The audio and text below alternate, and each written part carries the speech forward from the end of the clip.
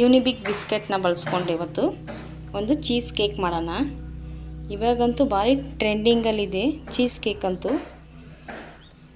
ಹಾಗೆ ಈಸಿಯಾಗಿ ಸಿಂಪಲ್ಲಾಗಿ ಟೇಸ್ಟಿಯಾಗಿ ಒಂದು ಚೀಸ್ ಕೇಕ್ ಮಾಡ್ಕೊಳ್ಳೋಣ. ಬನ್ನಿ ಹೇಗೆ ಮಾಡೋದು ನೋಡೋಣ.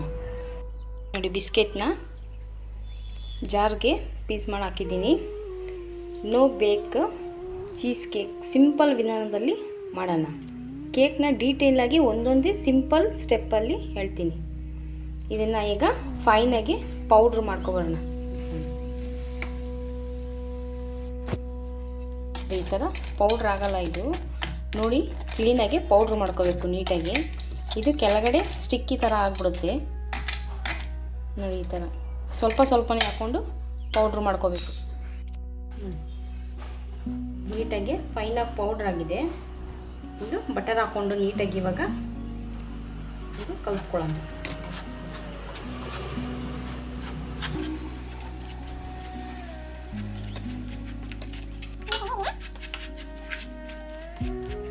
ಈ ಥರ ಕಲಿಸ್ಕೋಬೇಕು ಇವಾಗ.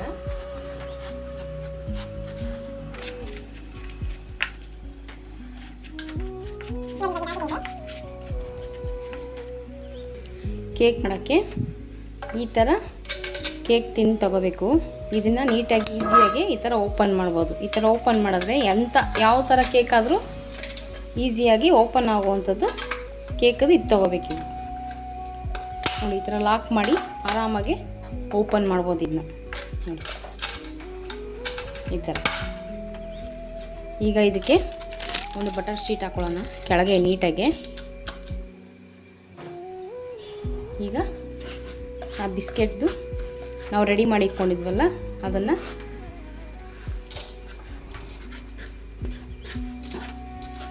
ಈ ಥರ ನೀಟಾಗಿ ಹಾಕಿ ಸ್ಪ್ರೆಡ್ ಮಾಡ್ಕೊಳ್ಳೋಣ.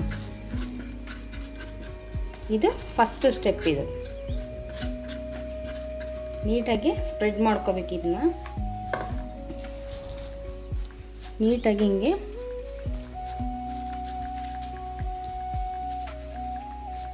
ಈ ಥರ ನೀಟಾಗಿ ನೋಡಿ, ಈ ಥರ ಗ್ಲಾಸ್ ತೊಗೊಂಡು ನೀಟಾಗಿ ಇದನ್ನ ಈ ಥರ ಫುಲ್ಲು ಸ್ಪ್ರೆಡ್ ಮಾಡ್ಕೋಬೇಕು. ಇದನ್ನ ನೋಡಿ, ಈ ಥರ. ಇವಾಗ ಇದು ನೀಟಾಗಿ ಆಗಿದೆ. ಇದು ಇವಾಗ 30 ಮಿನಿಟ್ಸ್ ಇದನ್ನ ಫ್ರಿಜ್ಜಲ್ಲಿ ಸ್ಟೋರ್ ಮಾಡೋಣ.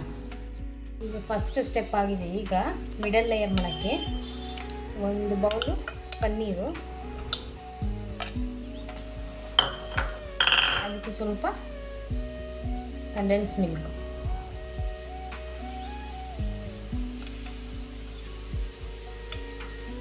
ಈಗ ಇದನ್ನ ಗ್ರೈಂಡ್ ಮಾಡ್ಕೊಬಿಡ್ತೀನಿ. ಇದನ್ನ ಈಗ ಈ ಥರ ಪೇಸ್ಟ್ ಆಗಿದೆ. ಈಗ ಇದಕ್ಕೇನೆ ಸ್ವಲ್ಪ ವಿಪ್ಪಿಂಗ್ ಕ್ರೀಮ್ ಹಾಕಿ ನೀಟಾಗಿ ಗ್ರೈಂಡ್ ಮಾಡಬೇಕಿದೆ.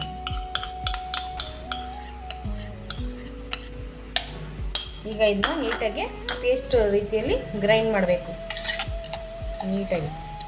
ನೋಡಿ, ಇವಾಗ ಇದು 30 ಮಿನಿಟ್ಸಲ್ಲಿ ಸೆಟ್ ಆಗಿದೆ. ಇದು ನೀಟಾಗಿ ಈಗ ಸೆಕೆಂಡ್ ಲೇಯರು ರೆಡಿಯಾಗಿದೆ. ನೋಡಿ, ಈ ಥರ ಕ್ರೀಮಿ ಟೈಪ್.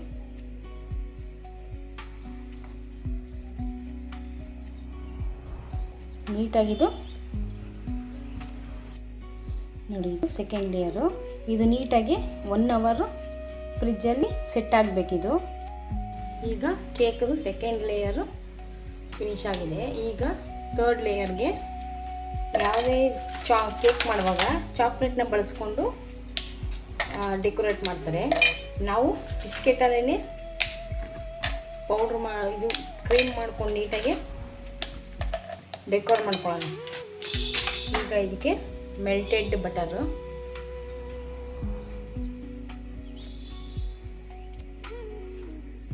ಸ್ವಲ್ಪ ಮಿಲ್ಕ್,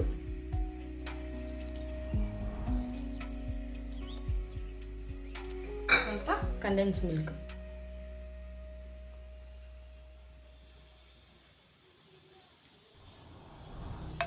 ಈಗ ಇದನ್ನ ಕ್ರೀಮಿ ಟೈಪಲ್ಲಿ ಗ್ರೈಂಡ್ ಮಾಡ್ಕೋಬೇಕು. ಇದನ್ನ ನೋಡಿ, ಥರ್ಡು ಎಷ್ಟು ಕ್ರೀಮಿ ಟೆಕ್ಸ್ಚರ್ ಆಗಿ ಬಂದಿದೆ. ಇದು ಥರ್ಡ್ ಲೇಯರ್. ಈಗ ನೋಡಿ 1 ಅವರ್ ಆದಮೇಲೆ ಎಷ್ಟು ಚೆನ್ನಾಗಿ ಸೆಟ್ ಆಗಿದೆ. ಈಗ ಇದು ಫೈನಲ್ ಲೇಯರು ನೋಡಿ, ಕ್ರೀಮಿ ಟೆಕ್ಸ್ಚರ್ ಎಷ್ಟು ಚೆನ್ನಾಗಿದೆ ನೋಡಿ, ಬಿಸ್ಕೆಟಿಂದ ಮಾಡ್ಕೊಂಡಿರೋದು ಇದು. ಈಗ ಇದು ಮೇಲ್ಗಡೆ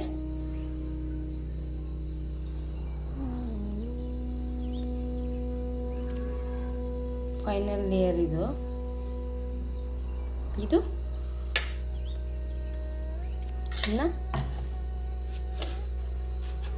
5 hours ಇದು ಸೆಟ್ ಆಗೋಕ್ಕೆ ಫ್ರಿಜ್ಜಲ್ಲೇ ಮಡಗಬೇಕು ಇದನ್ನ ನೋಡಿ. 5 hours ಆದಮೇಲೆ ಹೆಂಗಾಗಿದೆ, ಎಷ್ಟು ಚೆನ್ನಾಗಿದೆ. ಇವಾಗ ಅದನ್ನ ಡೆಕೋರೇಟ್ ಮಾಡೋಣ.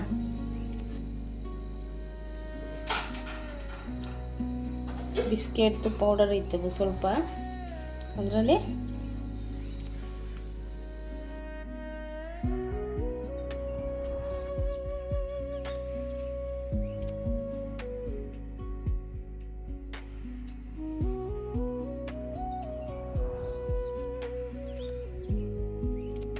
ನೋಡಿ ಎಷ್ಟು ಚೆನ್ನಾಗಿದೆ. ಮನೇಲಿ ಒಂದ್ಸತಿ ಟ್ರೈ ಮಾಡಿ, ಈ ಥರ ತುಂಬ ಚೆನ್ನಾಗಿ ಬರುತ್ತೆ.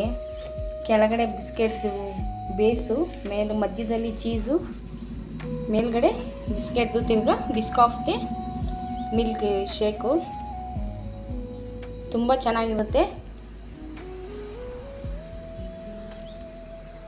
ಒಂದ್ಸತಿ ಟ್ರೈ ಮಾಡಿ.